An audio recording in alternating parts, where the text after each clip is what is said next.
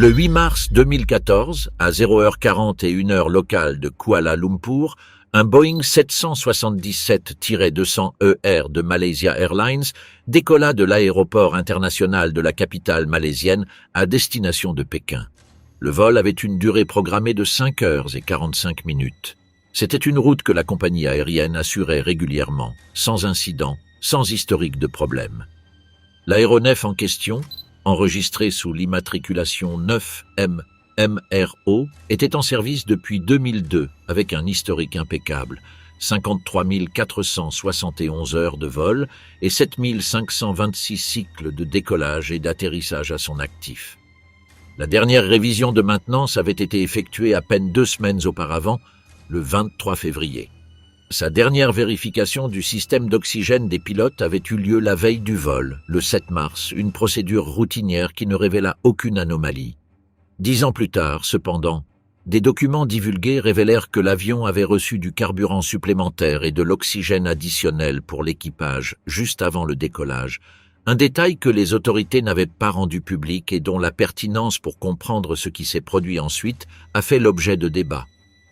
À bord voyageaient 239 personnes, 227 passagers et 12 membres d'équipage. La majorité des passagers étaient des citoyens chinois, mais parmi eux se trouvaient également des ressortissants des États-Unis, d'Indonésie, de France, de Russie, d'Australie et de plusieurs autres pays. Un groupe d'artistes chinois de calligraphie rentrait chez lui après un festival culturel à Kuala Lumpur. 20 ingénieurs de l'entreprise technologique américaine Freescale Semiconductor, spécialisée dans les semi-conducteurs pour des applications aérospatiales et de défense, partagèrent le vol sans le savoir. Des familles entières voyageaient, certaines avec de jeunes enfants. Parmi les passagers se trouvait aussi une personne qui travaillait comme doublure d'action de l'acteur Jet Li. De nombreuses familles perdirent plusieurs membres dans un seul vol. Aucun d'eux ne savait que ce vol serait le dernier. Aux commandes se trouvait le capitaine Zahari Ahmad Shah, âgé de 53 ans, l'un des pilotes les plus gradés de Malaysia Airlines. Il était entré dans la compagnie en 1981 comme cadet, accumulant plus de 18 000 heures de vol au cours de sa carrière de 3 décennies. C'était un pilote respecté, connu parmi ses collègues pour sa minutie technique et sa passion pour son simulateur de vol domestique. Son copilote était Farik Abdul Hamid, âgé de 27 ans, un premier officier enthousiaste qui se trouvait dans son dernier vol d'entraînement supervisé avant d'obtenir la certification complète sur Boeing 777, le même modèle qui l'emmènerait lors de ses premiers vols en solo. L'avion en lui-même était l'un des aéronefs les plus fiables de l'aviation commerciale moderne. Le Boeing 777-200ER, introduit en 1994, possède un historique de sécurité exceptionnel. Au moment de la disparition du MH370, les seuls 2 incidents graves documentés dans l'histoire du modèle étaient un atterrissage d'urgence à Heathrow en 2008 dû à des cristaux de glace dans le carburant et un accident à San Francisco en 2013 causé par une erreur du pilote. Le modèle n'avait jamais subi de pertes catastrophiques dues à une défaillance technique. Les 2 moteurs Rolls-Royce Trent 892 qui propulsaient le 9MMRO étaient également connus pour leur fiabilité. L'avion était configuré pour transporter 282 passagers dans la disposition standard de Malaysia Airlines, avec une capacité de carburant pour des vols intercontinentaux, ce qui lui procurait une autonomie de vol très supérieure aux 5 heures et 45 minutes programmées pour le trajet vers Pékin. Cette réserve de carburant, combinée au déroutement vers le sud, est ce qui permit à l'avion de continuer à voler pendant plus de 6 heures supplémentaires après avoir disparu des radars. La montée se déroula avec une normalité absolue. Les communications avec le contrôle du trafic aérien furent routinières. Aucun élément n'attira l'attention des opérateurs au sol pendant les 40 premières minutes du vol. 40 minutes après le décollage, en survolant le point de navigation dénommé Igari dans la mer de Chine méridionale, le capitaine Zahari prononça les derniers mots enregistrés du vol. « Bonne nuit, Malaysian 370 ». C'était la salutation de protocole habituelle au moment de quitter l'espace aérien malaisien avant de se connecter avec le contrôle vietnamien de Ho Chi Minh. Le ton était calme, professionnel, complètement ordinaire. Après cette phrase, silence total. L'avion ne contacta jamais les contrôleurs vietnamiens. Il n'arriva pas à Pékin. Il n'activa aucun signal d'urgence. Il n'envoya aucun message de détresse. Il n'y eut aucun « Mayday ». Il disparut. Dans les minutes suivantes, les contrôleurs du Vietnam tentèrent d'établir le contact sans obtenir de réponse. Ils avisèrent leurs collègues malaisiens. Ceux-ci, à leur tour, tentèrent de contacter l'aéronef par différents canaux radio. Rien. Malaysia Airlines commença à essayer de localiser l'avion au moyen du système ACARS, le système automatique de rapport de données de vol qui permet aux aéronefs de transmettre des informations techniques sur les moteurs, les systèmes et la navigation en temps presque réel. Rien non plus. À 2h40, heure à laquelle le vol aurait dû atterrir à Pékin, le protocole d'aéronef en danger fut activé. Le vol MH370 avait disparu de la carte.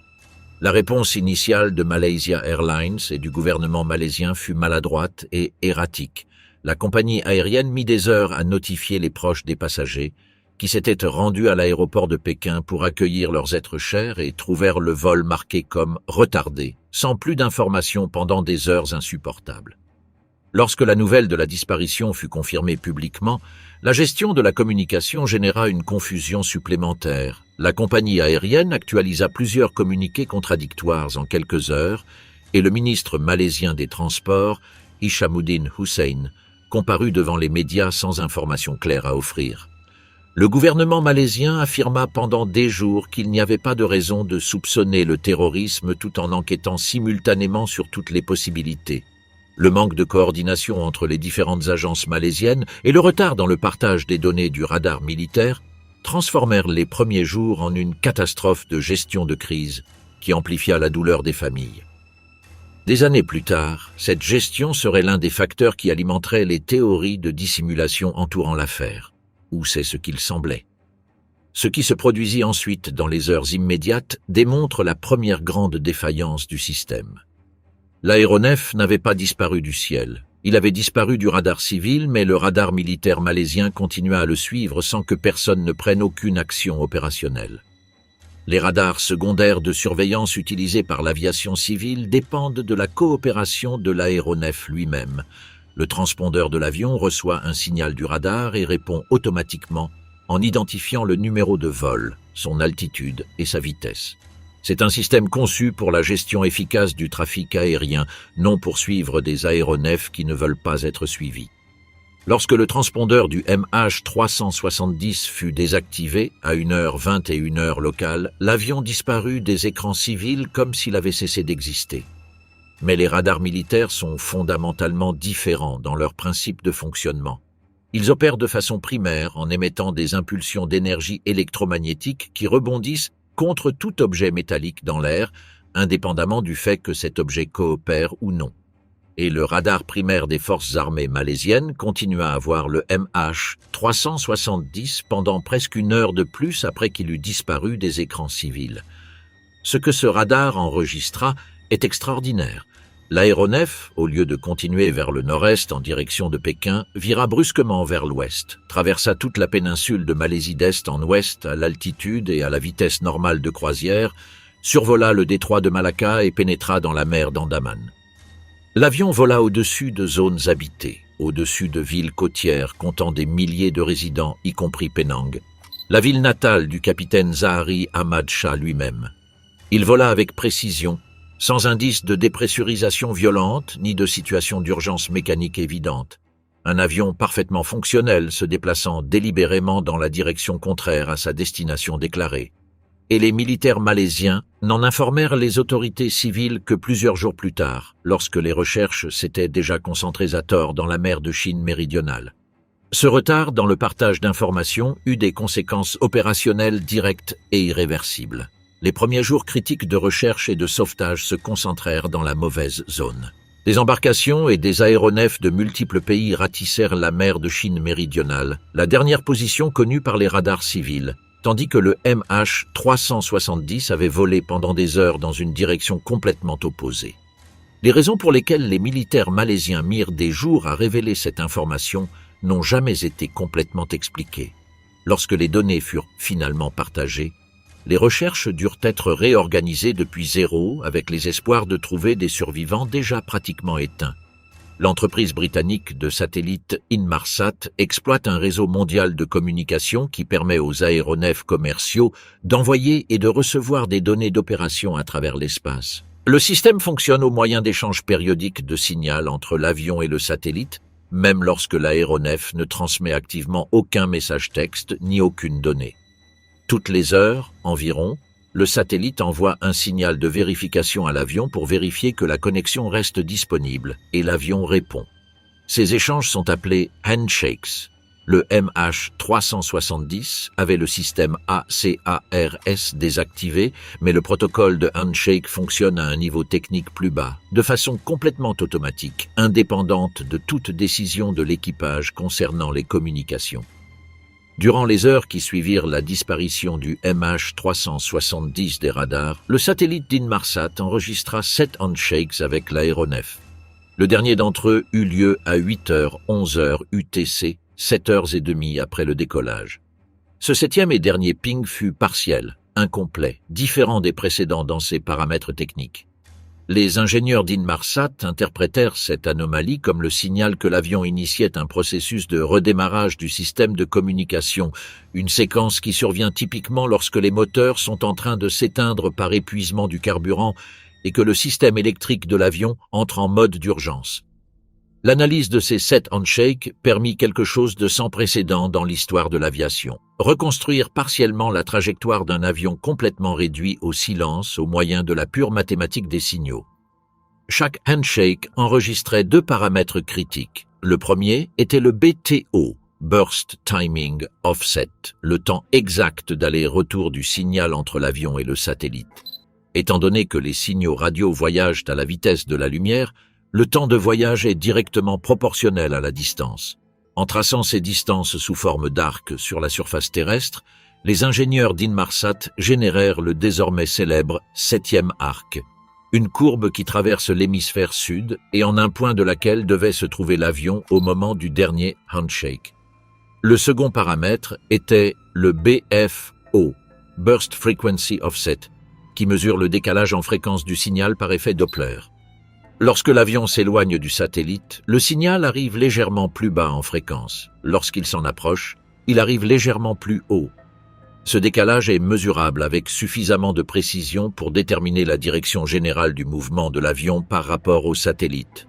Les valeurs de BFO enregistrées durant les handshakes du MH370 étaient compatibles avec un avion se déplaçant vers le sud et non vers le nord, ce qui permit aux enquêteurs d'écarter le corridor nord du 7e arc qui traversait l'Asie centrale et de concentrer les recherches sur le corridor sud au-dessus de l'océan Indien méridional. Cette conclusion fut confirmée publiquement le 24 mars 2014 par le Premier ministre de Malaisie, Najib Razak. Le vol MH370 s'est terminé dans le sud de l'océan Indien. L'analyse impliquait que l'avion avait volé pendant environ 6 heures supplémentaires après avoir disparu des radars, jusqu'à épuiser son carburant dans une zone reculée sans couverture radar ni couverture maritime habituelle. Il n'y avait pas de survivants possibles. L'annonce transforma ce qui était jusqu'alors une opération de recherche et de sauvetage en une enquête d'accident. Les familles qui attendèrent des nouvelles depuis des semaines reçurent la confirmation de ce que beaucoup craignaient, mais qu'aucune ne voulait assumer. L'analyse d'Inmarsat fut en elle-même une réussite technique sans précédent dans l'histoire de l'aviation. Les ingénieurs de l'entreprise travaillèrent pendant des jours avec les données des handshakes en utilisant des méthodes qui n'avaient jamais été appliquées auparavant dans une enquête sur un accident d'aviation. La méthodologie fut examinée par des experts externes du gouvernement britannique et de l'ATSB australien avant d'être acceptée comme valide. Les données brutes furent également remises à des équipes indépendantes pour leur vérification. Le consensus technique parmi les experts qui examinèrent l'analyse fut que la méthodologie était solide, bien qu'avec des marges d'erreur qui impliquaient une incertitude sur le point exact d'impact. Cette incertitude, exprimée en termes de dizaines voire de centaines de kilomètres le long de l'arc, devint le problème central de toutes les recherches ultérieures. Ce que personne ne pouvait encore répondre était pourquoi. Dès le premier moment, l'enquête dut faire face à une question inconfortable. Les systèmes du MH370 n'avaient pas cessé de fonctionner de façon accidentelle. Ils furent désactivés de manière délibérée et séquentielle par quelqu'un possédant une connaissance technique spécifique du Boeing 777.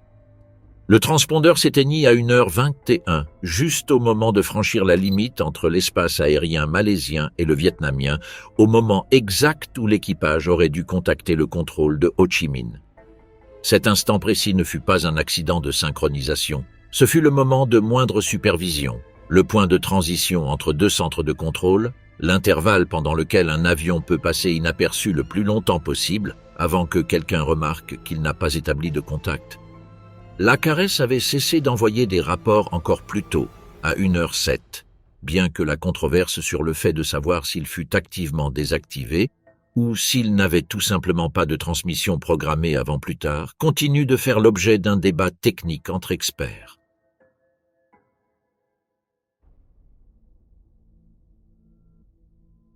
Le déroutement de route et le retour au-dessus de la péninsule de Malaisie nécessitèrent l'introduction manuelle de nouvelles coordonnées dans le système de gestion de vol, le FMS, de l'avion, chose qui ne se fait pas accidentellement.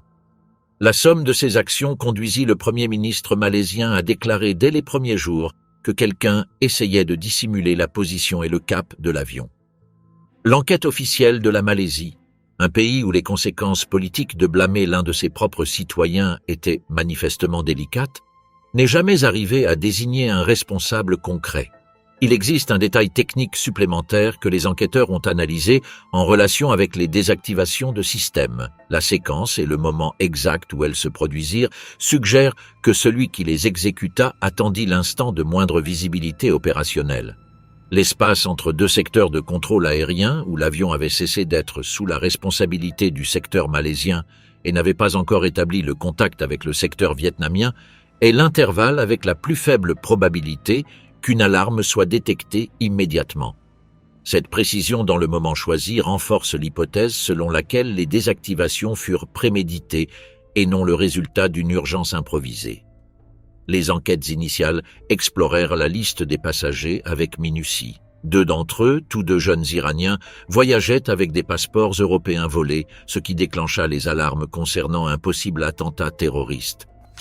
Cependant, cette piste s'avéra être une impasse. Les 2 jeunes, Pouria Noor Mohammad Merdad et Delavar Seyed Mohammad Reza, cherchaient simplement à émigrer en Europe de manière irrégulière en profitant de documents acquis sur le marché noir. Ils n'avaient de lien avec aucune organisation terroriste connue. Aucun groupe ne revendiqua la supposée attaque. L'hypothèse du terrorisme extérieur fut écartée par toutes les agences impliquées. Le foyer se déplaça alors vers l'équipage. L'hypothèse du détournement de l'aéronef fut également analysée et écartée rapidement. Pour qu'un passager ou un groupe extérieur ait pu prendre le contrôle du cockpit entre le dernier message du capitaine et le changement de cap, il aurait dû faire irruption dans le poste de pilotage en quelques secondes, neutraliser 2 pilotes dans leur siège, et connaître les procédures exactes pour désactiver le transpondeur et reprogrammer le FMS, tout cela sans que personne n'active aucune alarme. C'était techniquement possible, mais statistiquement improbable jusqu'à la limite de l'écartable. De plus, aucun groupe ne le revendiqua. Le foyer se concentra, inévitablement, sur le capitaine Zahari Ahmad Shah. Les enquêteurs inspectèrent sa maison à Kuala Lumpur et trouvèrent quelque chose qui déclencha toutes les alarmes. Un simulateur de vol domestique construit par lui-même avec du matériel spécialisé, comprenant de multiples écrans et commandes de cockpit. C'était une pratique relativement habituelle parmi les pilotes dotés d'une forte vocation aéronautique et de ressources pour en assumer le coût, mais le contenu des fichiers du simulateur s'avéra troublant. L'analyse médico-légale du système, réalisée par des experts du département de la Défense des États-Unis, permit de récupérer plusieurs fichiers qui avaient été effacés auparavant des disques du simulateur. Parmi ces fichiers récupérés se trouvaient 7 coordonnées géographiques qui correspondaient à une route de vol qui se terminait dans le sud de l'océan Indien. Certaines de ces coordonnées coïncidaient avec des voies aériennes réelles du sud de l'Indien, ce qui suggérait un certain niveau de planification et non un exercice aléatoire de navigation. Le rapport officiel avertit qu'il n'existait pas de preuves concluantes que ces coordonnées aient été introduites lors d'une seule session ou qu'elles reflètent une intention préméditée liée au vol du 8 mars. Un pilote passionné par la simulation avancée a des raisons parfaitement ordinaires d'explorer des routes longues et complexes dans son simulateur domestique. Cependant, le détail que les fichiers aient été effacés ajoutait une couche d'ambiguïté que les enquêteurs ne pouvaient ignorer. Les premiers rapports officiels décrivirent le capitaine comme un paisible père de famille sans historique de problème. Mais des enquêtes journalistiques ultérieures, en particulier une enquête approfondie publiée par le magazine The Atlantic, documentèrent des aspects de sa vie privée qui ne correspondaient pas à ce profil. Son épouse avait quitté le foyer familial quelques jours avant le vol. Il présentait des signes d'isolement social et émotionnel. Des publications sur des forums d'aviation et sur les réseaux sociaux montraient un homme qui consacrait de plus en plus de temps à ses simulateurs et moins à la vie sociale. Rien de cela n'est concluant, et l'enquête formelle ne trouva jamais d'indices clairs de problèmes psychologiques diagnostiqués. Mais le tableau cumulatif de preuves circonstancielles pointe systématiquement dans une direction.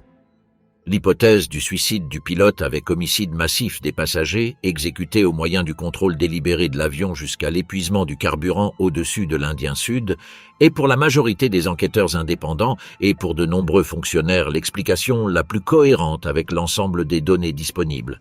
Elle implique que le capitaine dépressurisa la cabine pour incapaciter les passagers et le copilote, déprogramma les systèmes de communication pour éviter d'être localisé et vola vers le vide en pleine conscience de ce qu'il faisait.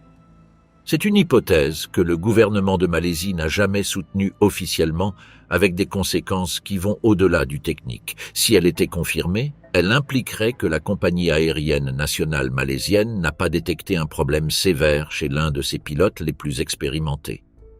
Pendant plus d'1 an après la disparition, le silence fut absolu. Aucun débris, aucune piste physique. La recherche sous-marine dans le sud de l'océan Indien, dirigée par l'Australie avec la participation de la Chine et de la Malaisie, ne trouvait que de l'obscurité à 4000 mètres de profondeur. Puis, le 29 juillet 2015, un homme nommé Johnny Begg effectuait des travaux de nettoyage sur une plage de l'île de la Réunion, un territoire français d'outre-mer situé dans l'océan Indien occidental à environ 700 km à l'est de Madagascar, lorsqu'il trouva une pièce métallique de presque 2,5 mètres de longueur, couverte de balanes marines, partiellement détériorée par l'exposition prolongée à l'eau salée. C'était un flaperon, la surface de contrôle aérodynamique située sur le bord de fuite de l'aile d'un avion, employé pour augmenter la résistance et contrôler la descente. Des techniciens envoyés depuis l'Australie et la France examinèrent la pièce. Les experts français l'identifièrent comme appartenant à un Boeing 777. Le seul Boeing 777 disparu dans le monde était le 9 MMRO, le MH370. Le flaperon était couvert de balanes de l'espèce Lepa anatifera, des organismes marins qui ne croissent qu'adhérés à des surfaces immergées sous l'eau. Les scientifiques analysèrent ces balanes en détail. Leur taille, leur distribution sur la pièce et les couches de croissance dans leur coquille fournissaient des informations sur le temps pendant lequel la pièce était restée flottant à la dérive. La présence d'organismes de tailles et d'états de développement différents était compatible avec une exposition à l'eau d'environ 16 mois, coïncidant avec le temps écoulé depuis la disparition de l'avion en mars 2014. L'analyse des courants océaniques au moyen de modèles de dérive démontra qu'un objet présentant les caractéristiques du flaperon, avec sa forme et sa densité spécifiques, aurait pu arriver à la Réunion depuis le sud de l'océan Indien dans ce laps de temps en suivant le gire subtropical de l'Indien, un courant circulaire de grande échelle qui domine la circulation de surface dans ce bassin. Le flaperon fut la première preuve physique solide que le MH370 s'était écrasé dans l'océan Indien. Sa découverte changea l'état de l'affaire de disparu à accidenté, bien que l'emplacement de l'accident restât encore inconnu. Cette découverte inaugura une nouvelle dimension de l'enquête, le ratissage systématique des côtes africaines, insulaires et australes, à la recherche de davantage de fragments entraînés par les courants. Et les fragments continuèrent d'arriver durant les années suivantes. En février 2016, l'enquêteur indépendant Blaine Gibson, qui consacra des années de sa vie et son propre argent à chercher des débris du MH370 sur les côtes de l'Indien, trouva sur un banc de sable de l'archipel de Bazaruto, face à la côte de Vilanculos dans le sud du Mozambique, un objet métallique portant l'inscription « No Step » sur sa surface. Les experts australiens l'identifièrent comme étant presque certainement un panneau du stabilisateur horizontal du 9 MMRO, une pièce structurelle de la queue de l'avion. Le même Gibson trouva davantage de fragments en Tanzanie, à Madagascar et sur d'autres côtes africaines dans les mois et années suivants. Les pièces continuèrent de s'accumuler, des segments d'une trappe et des parties du moteur sur des plages de Maurice et d'Afrique du Sud. Une section du volet extérieur de l'aile face à la côte de Tanzanie, des morceaux d'aile au Mozambique, des matériaux de cabine et d'intérieur en différents points de la côte africaine orientale.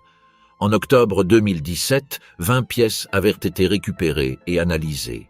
Parmi elles, 18 furent identifiées par les enquêteurs comme très probablement ou avec une quasi-certitude provenant du MH370, et les 2 autres comme probablement provenant de l'aéronef accidenté. Aucun reste humain ne fut trouvé, aucun bagage significatif n'apparut, aucun document ni objet personnel reconnaissable n'apparut. L'analyse médico-légale des pièces récupérées fournit des informations techniques d'une pertinence directe sur les derniers moments du vol. Les fragments des volets récupérés au Mozambique et en Tanzanie se trouvaient en position rétractée ou neutre, sans extension. Cette position est aéronautiquement significative. Dans toute manœuvre d'atterrissage ou d'amérissage délibéré, le pilote étend les volets pour réduire la vitesse d'approche et augmenter la portance, ce qui permet une descente plus contrôlée et à plus faible vitesse. L'absence d'extension indique qu'il n'y eut aucune configuration d'atterrissage avant l'impact, c'est-à-dire que l'avion frappa l'eau sans aucune préparation aérodynamique pour la manœuvre, compatible avec une descente non contrôlée ou avec une situation dans laquelle personne n'opérait les commandes dans les instants finaux. Le schéma géographique de distribution des débris le long de l'Indien occidental fournit également des données océanographiques précieuses. Une équipe internationale de scientifiques de la NOAA, de l'Université de Miami, de l'Université de Saint-Jacques-de-Compostelle et du CSIRO australien publia une étude dans le Journal of Operational Oceanography analysant les voies possibles des fragments depuis le lieu de l'accident jusqu'au point de découverte. Les simulations de dérive, utilisant des données de bouée du Global Drifter Array de la NOAA et des modèles numériques de circulation océanique, conclurent que le lieu de l'accident le plus probable se trouvait dans le sud-est de l'océan Indien, au sud des 30 degrés de latitude sud. Les découvertes au Mozambique, en Afrique du Sud, à Maurice et en Tanzanie étaient statistiquement compatibles avec un point d'origine dans cette zone, confirmant la direction générale indiquée par l'analyse d'Inmarsat. Trouver des débris flottants fut un accomplissement scientifique remarquable. Mais le véritable objectif était de localiser le fuselage principal de l'aéronef, les boîtes noires, et surtout le cockpit, où les enregistrements pourraient répondre aux questions que les données satellitaires ne peuvent pas résoudre avec certitude. Le problème était monumental. La zone de l'océan Indien méridional, où l'analyse indiquait le point d'impact, se trouve à plus de 2000 km à l'ouest de Perth, en Australie, ce qui signifie que tout navire met plusieurs jours à arriver et plusieurs jours à revenir, réduisant drastiquement le temps effectif d'opération. Les profondeurs du fond marin dans cette zone oscillent entre 2000 et 6000 mètres en fonction des formations géologiques qui incluent des plaines abyssales, des chaînes volcaniques, des canyons d'origine tectonique et des fosses d'une complexité considérable. Une grande partie de ce fond marin n'avait pas été cartographiée avec une précision suffisante avant le début des recherches, ce qui obligea à réaliser des relevés bathymétriques exhaustifs, scannant le relief avec des échosondeurs de haute précision, avant de pouvoir déployer les équipements de recherche proprement dits. Sans ces cartes préalables, les véhicules de recherche pouvaient entrer en collision avec des structures sous-marines non répertoriées, comme cela se produisit effectivement à plusieurs reprises. La première opération sous-marine, coordonnée par le Bureau australien de la sécurité des transports avec le soutien de l'entreprise néerlandaise Fugro, utilisa des véhicules remorqués avec sonar à balayage latéral à des profondeurs allant jusqu'à 4000 mètres. À plusieurs reprises, l'équipement s'accrocha à des montagnes sous-marines volcaniques. Lors d'un incident spécifique, le véhicule s'écrasa contre un volcan sous-marin non cartographié, nécessitant la suspension des opérations pour évaluer les dommages. Malgré ces obstacles, l'opération ratissa plus de 120 000 km² de fonte océanique entre 2014 et 2017, dans ce qui devint la recherche sous-marine la plus coûteuse de l'histoire de l'aviation, avec un investissement total estimé à plus de 160 millions de dollars apportés par l'Australie, la Malaisie et la Chine. L'ATSB australien publia en août 2017 une analyse d'images satellitaires recueillies le 23 mars 2014, 2 semaines après la disparition, qui classait 12 objets dans l'océan comme probablement artificiels. Cette étude identifia la zone de l'accident avec ce que les enquêteurs qualifièrent de précision et certitude sans précédent, la situant aux coordonnées 35°36' sud, 92°48' est, au nord-est de la zone principale de recherche sous-marine déjà achevée. C'était un résultat qui arriva trop tard pour rediriger les recherches, mais qui confirmait que l'avion se trouvait dans l'Indien. En janvier 2017, les 3 gouvernements impliqués suspendirent formellement les recherches. Sans l'avion localisé, sans les boîtes noires, sans preuve directe du destin final, l'affaire resta en suspens officiel. Les familles reçurent la nouvelle avec un mélange de désespoir et de détermination.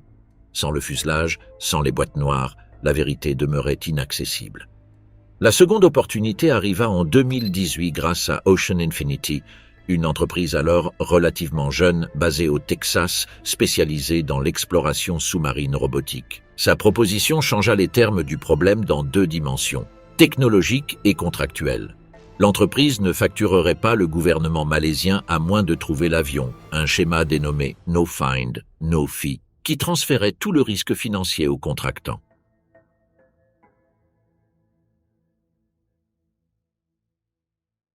L'incitation était énorme, jusqu'à 90 millions de dollars s'il localisait les débris dans le délai convenu. La différence technologique par rapport aux recherches précédentes était substantielle. Au lieu du système à véhicule remorqué unique que Fugro avait utilisé, Ocean Infinity déploya depuis son navire Seabed Constructor une flotte comptant jusqu'à 8 véhicules sous-marins autonomes simultanément.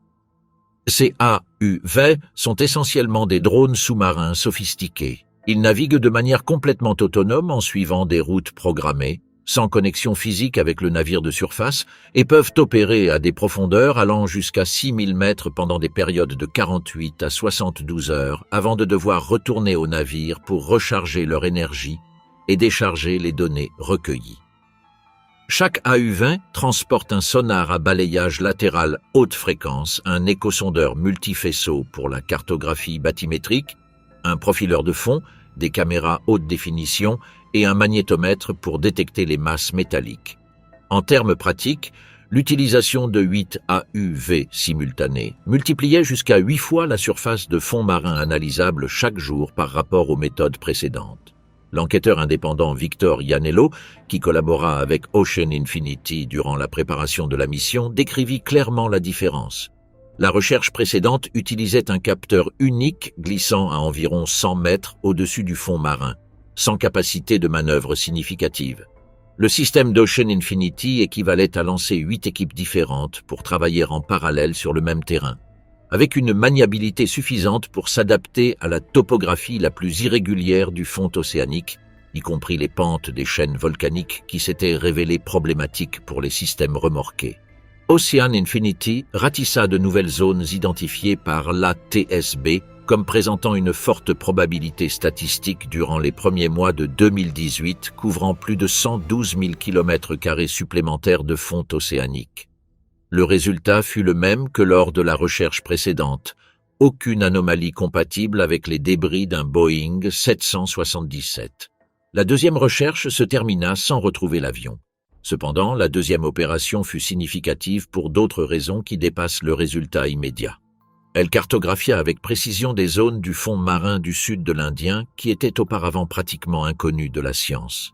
Les modèles de probabilité de localisation de l'impact furent actualisés avec de nouvelles données qui écartaient des zones précédemment considérées comme ayant une forte probabilité.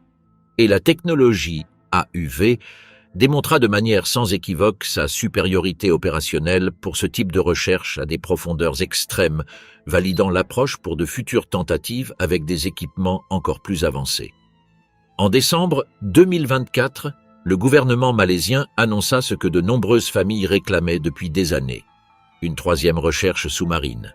Le contrat fut de nouveau signé avec Ocean Infinity selon le même schéma No Find, No Fee, cette fois avec une compensation maximale de 70 millions de dollars en cas de découverte des débris. La zone de recherche désignée couvrait 15 000 km² dans le sud de l'océan Indien, approximativement entre 1900 et 2000 km à l'ouest-sud-ouest de Perth, alignée sur le 7e arc d'Inmarsat, mais dans des zones que les tentatives précédentes n'avaient pas couvertes avec une résolution suffisante ou que de nouveaux modèles statistiques désignaient comme présentant une plus grande probabilité.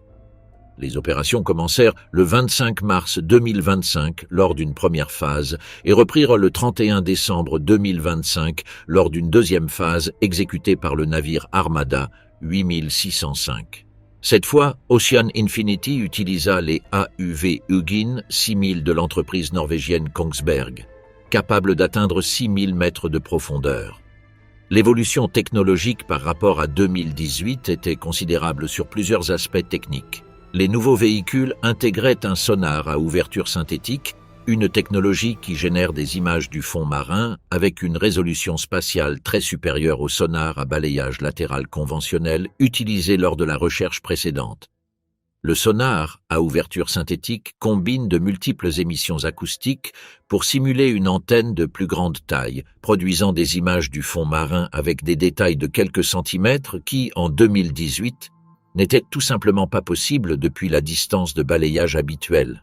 Les AUV transportaient également des magnétomètres à haute sensibilité capables de détecter des anomalies du champ magnétique produites par des masses métalliques, même lorsque ces masses sont partiellement recouvertes de sédiments marins. Les caméras haute définition et les scanners laser permettaient de générer des modèles tridimensionnels du terrain avec une précision qui aurait été impensable lors des recherches précédentes. L'autonomie énergétique améliorée permettait à chaque véhicule d'opérer jusqu'à 100 heures de manière continue sous l'eau. La flotte de drones opérait en formation coordonnée, suivant des schémas systématiques de tondeuse à gazon sur les zones de probabilité statistique maximale. Les données étaient déchargées sur le navire-mère à chaque remontée en surface et traitées presque en temps réel par des analystes à bord qui pouvaient ajuster les schémas de recherche suivants en fonction des découvertes précédentes. Lors de la deuxième phase, les AUV couvrirent spécifiquement la zone appelée IG Hotspot, une zone centrée sur les coordonnées 34,23 sud, 93,78 est, dérivées d'études océanographiques et d'analyses de signaux publiés en 2020 par des groupes de recherche indépendants. Le balayage de cette zone au moyen d'un sonar à ouverture synthétique et de magnétomètres ne révéla aucune détection anormale pouvant être corrélée avec le fuselage d'un Boeing 777 ni avec ses moteurs ou ses structures principales. Au total, les deux phases de la troisième recherche couvrirent 7571 km² de fond marin. Les conditions météorologiques défavorables du sud de l'Indien durant l'été austral interrompirent les opérations à plusieurs reprises, limitant le temps effectif de travail. En mars 2026, exactement 12 ans après la disparition, le bureau d'enquête de Malaisie confirma que la recherche n'avait produit aucune découverte confirmant l'emplacement de l'avion. Le navire Armada 8605 fut réaffecté à d'autres travaux. Le contrat avec Ocean Infinity s'étend formellement jusqu'en juin 2026. Mais les probabilités d'une reprise immédiate sont faibles en raison de la proximité de l'hiver austral et de la détérioration saisonnière des conditions marines à ces latitudes. Pour comprendre pourquoi retrouver le MH370 est si extraordinairement difficile même avec une technologie de pointe, il est indispensable de comprendre le terrain où l'on cherche et la physique de ce qui s'est produit au moment de l'impact. Le sud de l'océan Indien, aux latitudes où l'analyse d'Inmarsat situe le point d'impact, est l'un des environnements les plus hostiles de la planète. Les dénommés Roaring Forties et Furious Fifties, les vents qui dominent les latitudes 40 et 50 degrés sud sans aucune masse continentale pour les interrompre, génèrent des conditions météorologiques extrêmement persistantes. Les vagues dépassent régulièrement 10 mètres de hauteur. Les systèmes de basse pression tournent à des vitesses cycloniques. Les navires de recherche ne peuvent pas opérer pendant des semaines consécutives durant les saisons les plus défavorables, ce qui réduit les périodes de travail effectifs à des fenêtres saisonnières très précises de l'été austral. La logistique d'approvisionnement et de maintenance des véhicules sous-marins dans ces conditions constitue en elle-même un défi d'ingénierie remarquable. Le fond marin dans cette zone est une combinaison de plaines abyssales situées à 4000 et 5000 mètres de profondeur, interrompues par des chaînes volcaniques qui s'élèvent de plusieurs milliers de mètres depuis le fond, des fosses tectoniques, des canyons d'origine érosive ou sismique et des formations basaltiques que la lumière solaire n'a jamais atteintes.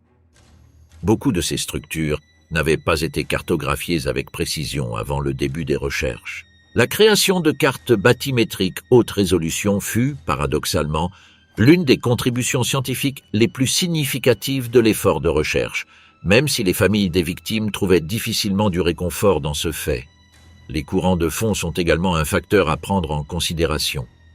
Dans les profondeurs abyssales du sud de l'Indien circulent des flux d'eau froide d'origine antarctique appelés eaux antarctiques de fond qui se déplacent lentement sur le fond marin.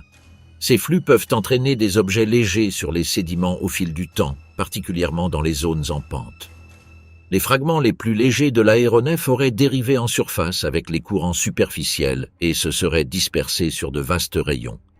Les fragments les plus lourds, comme les moteurs Rolls-Royce Trent 892 de presque 7000 kg chacun ou les sections principales du fuselage, auraient dû couler de manière plus directe et rester proches du point d'impact, bien que même ceux-ci aient pu se déplacer si le terrain du fond présente des pentes prononcées.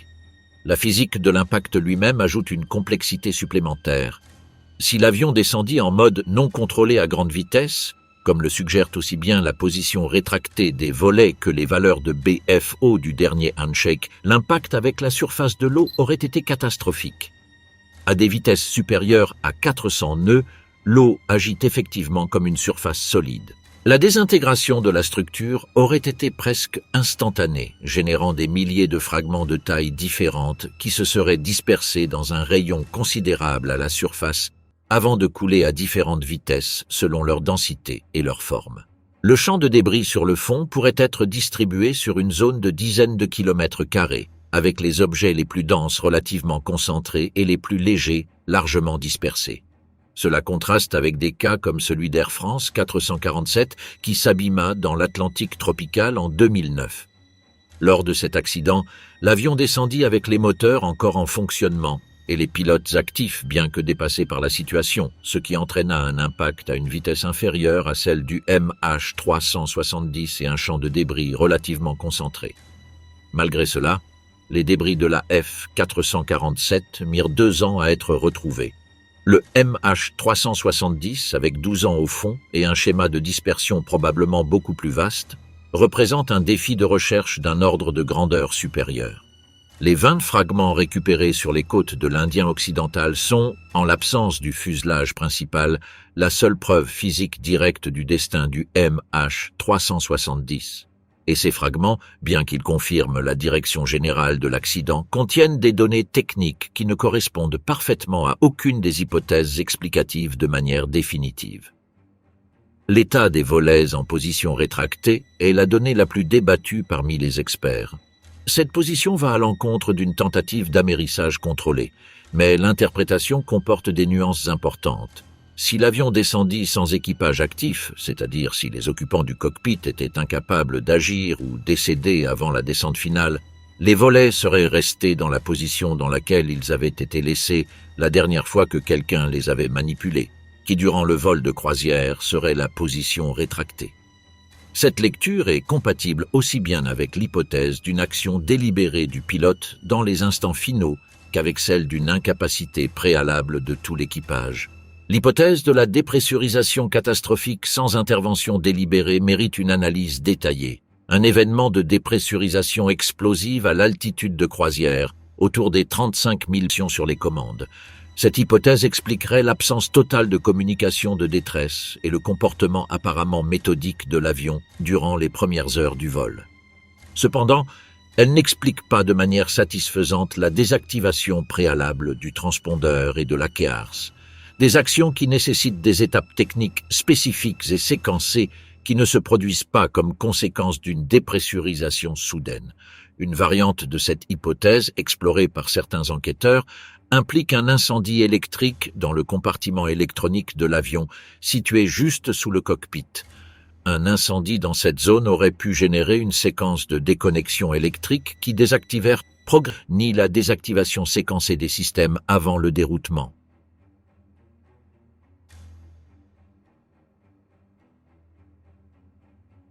La trappe du train d'atterrissage retrouvée parmi les débris ajouta une autre couche d'interprétation controversée.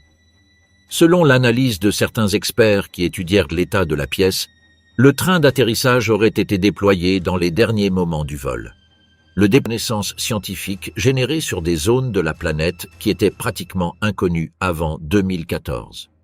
Les relevés bathymétriques réalisés pour préparer les opérations de recherche cartographièrent avec une précision inédite des zones de l'océan Indien méridional qui ne figuraient dans aucune base de données scientifiques détaillée. Le fond marin de cette région contient des structures géologiques d'une extraordinaire complexité. Des chaînes de montagnes sous-marines d'origine volcanique, des volcans éteints de dizaines de kilomètres de diamètre à leur base, des canyons d'origine tectonique qui descendent de milliers de mètres, et des plaines abyssales couvertes de couches de sédiments accumulées pendant des millions d'années. Les données recueillies durant les opérations de Fugro et d'Ocean Infinity représentent une contribution pertinente à l'océanographie physique, à la géologie sous-marine, à la volcanologie et à l'étude des courants de fond dans le sud de l'Indien. Les modèles de dérive des débris développés pour le cas MH370 firent également progresser l'état de l'art en océanographie opérationnelle.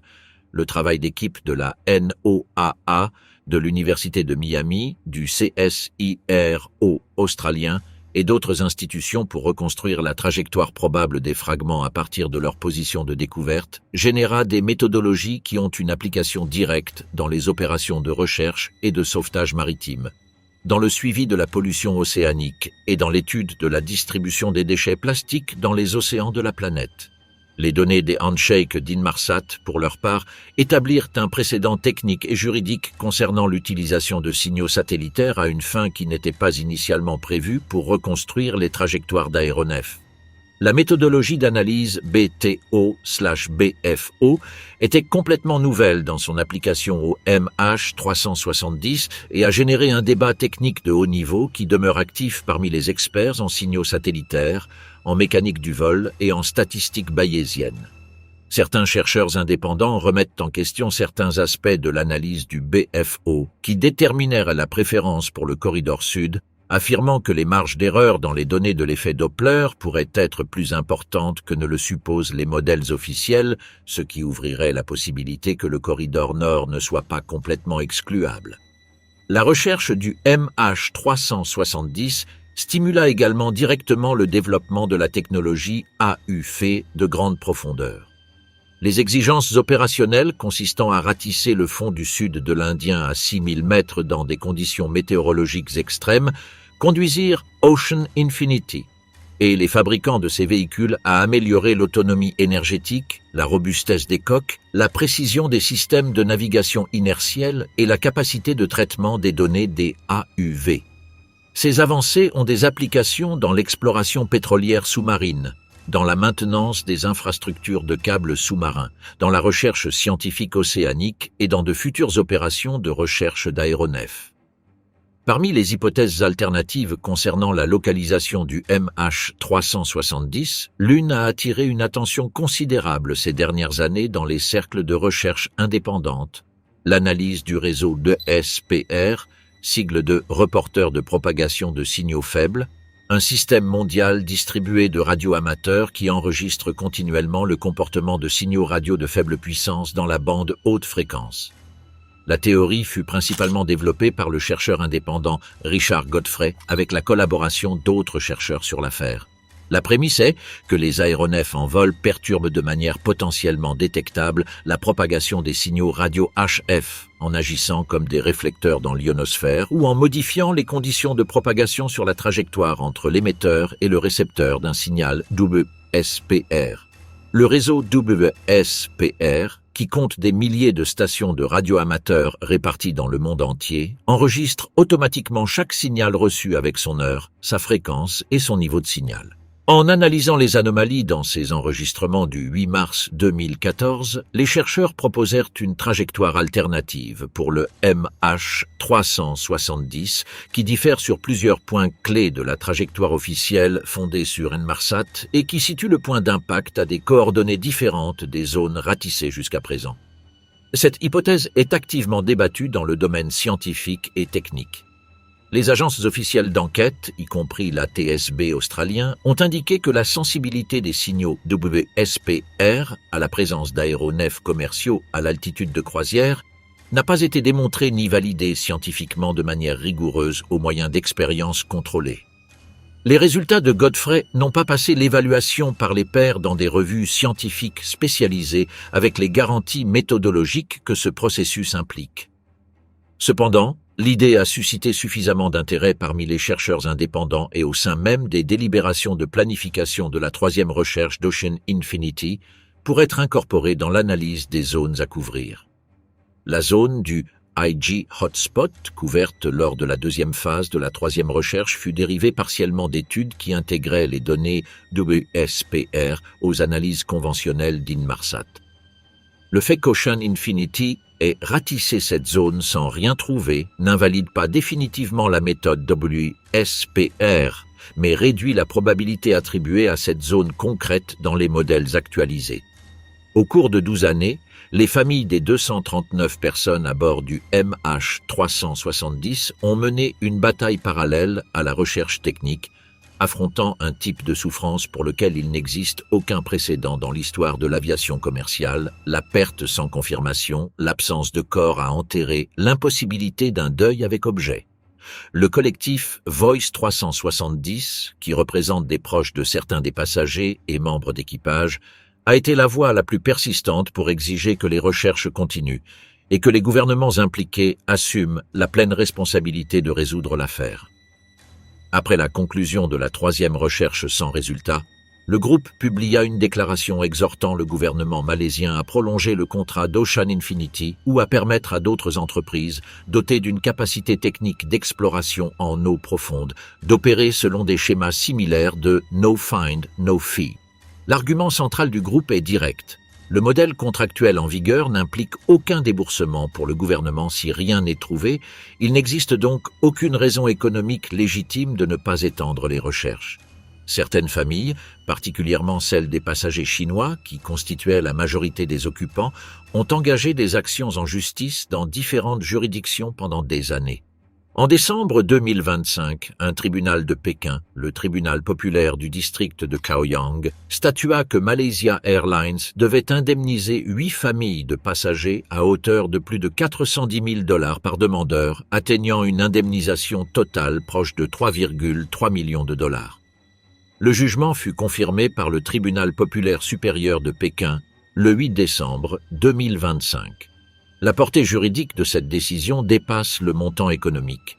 Elle établit un précédent juridique en Chine pour d'autres procédures en attente liées au vol MH370, créant une base sur laquelle d'autres familles peuvent réclamer une indemnisation.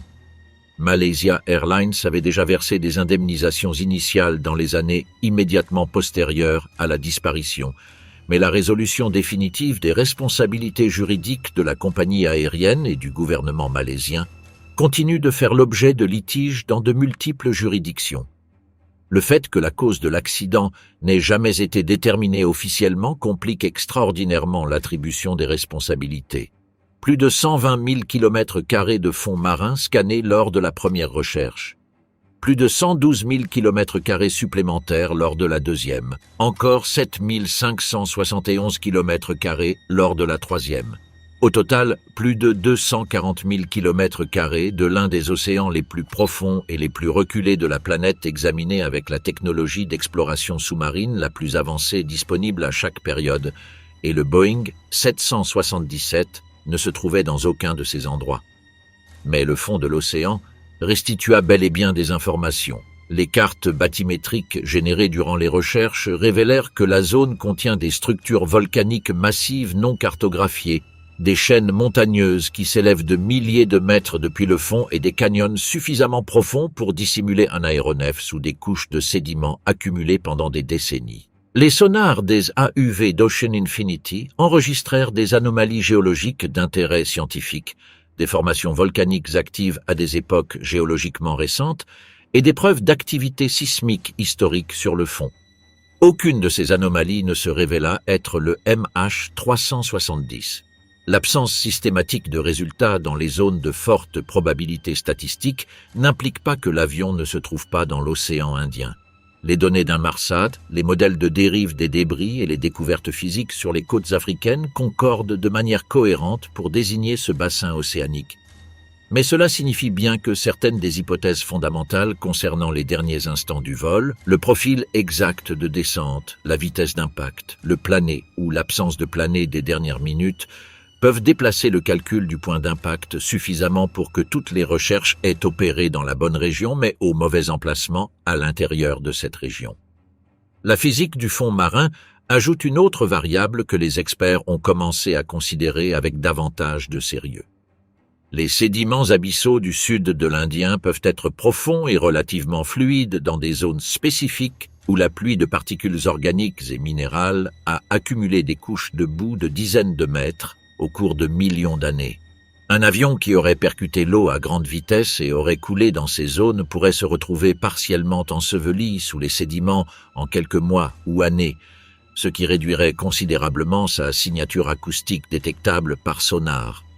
Les AUV d'Ocean Infinity sont équipés de Sub-Bottom Profilers, des systèmes capables d'envoyer des signaux acoustiques qui pénètrent les sédiments et rebondissent contre des objets plus denses à l'intérieur, mais la portée effective de pénétration de ces systèmes est de quelques mètres. Si le fuselage ou les boîtes noires sont enfouies à une plus grande profondeur, la technologie actuelle pourrait ne pas être capable de les détecter depuis la hauteur de balayage normale des AUV. On sait avec une grande certitude, étayée par des données satellitaires, des analyses de dérives océaniques et des preuves physiques directes, que l'avion vola vers le sud de l'océan Indien et s'accidenta en un point quelconque de ce bassin. L'analyse BTO/BFO des 7 handshakes d'Inmarsat, les modèles de circulation océanique calibrés avec les données du Global Drifter Array de la NOAA et les 20 fragments physiques récupérés sur les côtes de l'Indian occidental pointent tous dans la même direction générale. Le point d'impact se trouve en haute mer, à des profondeurs comprises entre 2000 et 6000 mètres, dans une zone située à des milliers de kilomètres de toute terre habitée. On sait que les systèmes de communication de l'avion furent désactivés de manière délibérée et séquencée, et que l'aéronef exécuta un changement de cap qui nécessita une intervention manuelle spécifique sur les systèmes de navigation. Il n'a pas été officiellement déterminé qui réalisa ces actions ni dans quel objectif. On sait que les fragments récupérés indiquent que l'avion n'effectua pas un amérissage contrôlé. Les volets en position rétractée et les valeurs de taux de descente déduites du dernier handshake indiquent un impact sans configuration d'atterrissage. Le point exact d'impact n'est pas connu. Les boîtes noires, ni le Flight Data Recorder, ni le Cockpit Voice Recorder n'ont été retrouvés. Sans ces boîtes noires, l'accès direct aux informations sur les derniers moments du vol, les actions des pilotes et l'état des systèmes techniques demeurent bloqués de manière indéfinie.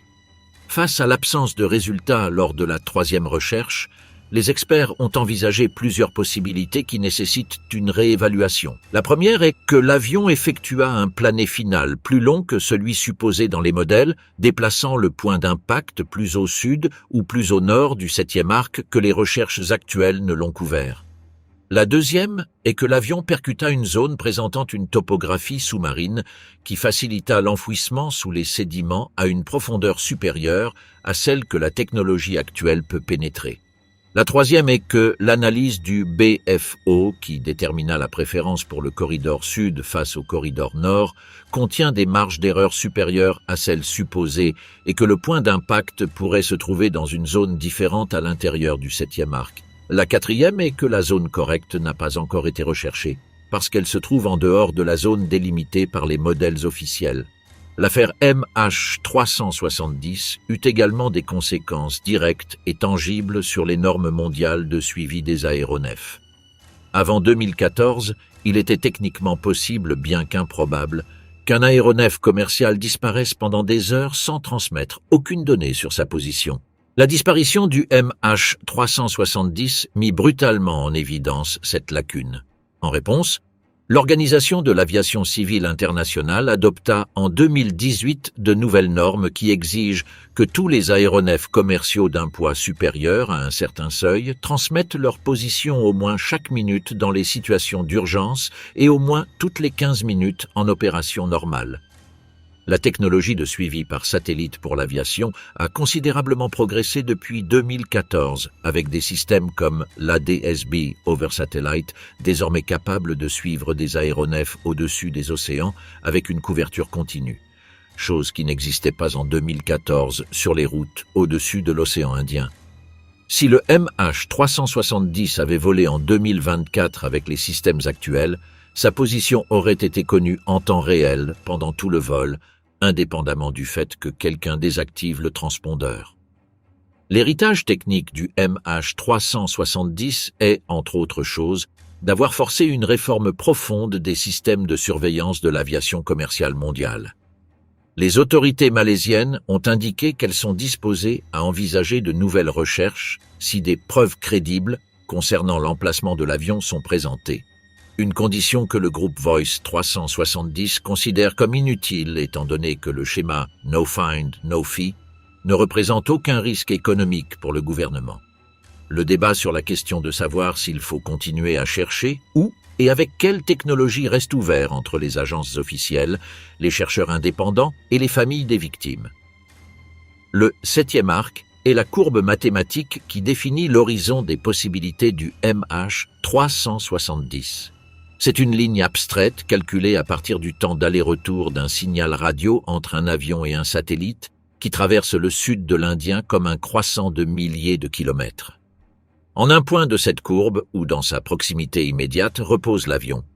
12 années de recherche ont écarté de vastes sections de cet arc. Plus de 240 000 km² explorés, aucun résultat. Mais l'arc est long, l'océan est profond et l'avion est relativement petit par rapport à l'espace qui reste à explorer. Chaque nouveau modèle d'analyse, chaque actualisation des données de dérive, chaque nouvelle interprétation des handshakes d'Inmarsat affine légèrement l'estimation du point le plus probable. La différence entre ce que disent les modèles et ce que les drones trouvent au fond reste la donnée la plus troublante de l'affaire.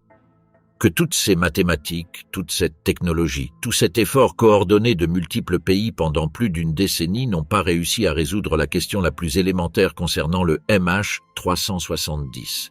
L'affaire possède également une dimension qui transcende l'accident lui-même. Le MH370 démontra qu'en 2014, il était possible qu'un aéronef commercial avec 239 personnes à bord dévie délibérément ou accidentellement de sa route et vole pendant des heures au-dessus de l'océan le plus solitaire de la planète, sans qu'aucun système automatisé de surveillance ne le détecte en temps réel. Cette possibilité, auparavant théorique, fut démontrée de manière catastrophique. La réponse de l'industrie aéronautique a été d'accélérer le déploiement de systèmes de suivi mondial par satellite qui comblent cette lacune.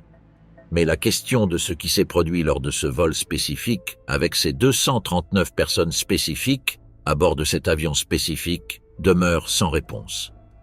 Le signal de localisation des boîtes noires, les balises acoustiques conçues pour émettre des signaux sous l'eau pendant 30 jours après un accident et ainsi faciliter la récupération des enregistreurs, s'éteignit en avril 2014. Aujourd'hui, ces boîtes reposent au fond de l'océan sans émettre aucun signal détectable. Les balises des enregistreurs de l'AF 447 furent entendues et permirent de les localiser. Celles du MH370 devinrent silencieuses avant qu'aucun navire n'arrive à leurs coordonnées approximatives. Cette réalité a encouragé des propositions au sein de l'industrie aéronautique visant à prolonger la durée des balises des boîtes noires de 30 à 90 jours et à compléter les systèmes d'enregistrement physique par une transmission continue de données de vol par satellite en temps réel, de sorte que même si les boîtes noires ne sont jamais récupérées, au moins les données critiques soient disponibles sur des serveurs au sol. Ces propositions se trouvent à différentes phases de discussion réglementaire au sein de l'OACH-1 en conséquence directe de l'affaire MH370. Les moteurs Rolls-Royce Trent 892 du 9 MMRO, s'il se trouve là où les modèles le suggèrent, sont depuis 12 ans dans l'obscurité du sud de l'Indien, soumis à des pressions de centaines d'atmosphères, dans le froid des eaux abyssales, peut-être recouverts de sédiments et des organismes qui colonisent toute surface solide dans les profondeurs océaniques. Les boîtes noires, conçues pour survivre à des impacts de milliers de gèses et à des pressions correspondant à des profondeurs allant jusqu'à 6000 mètres, contiennent les enregistrements des 2 dernières heures de son dans le cockpit et des dernières 25 heures de paramètres de vol. Elles sont le seul document qui pourrait répondre définitivement à la question que des centaines de familles formulent depuis 12 ans. Elles sont intactes quelque part au fond de l'Indien. Seuls les yeux des drones sous-marins ont une quelconque possibilité de les retrouver. Et pour cela, ces drones doivent regarder exactement au bon endroit. Ils ne l'ont toujours pas trouvé. Et tant que cela ne se produira pas, le plus grand mystère de l'aviation commerciale moderne demeure exactement là où il se trouvait depuis le premier moment, au fond sombre du sud de l'océan Indien, gardé par l'eau, le silence et la pression de kilomètres de profondeur, attendant que quelqu'un regarde enfin au bon endroit.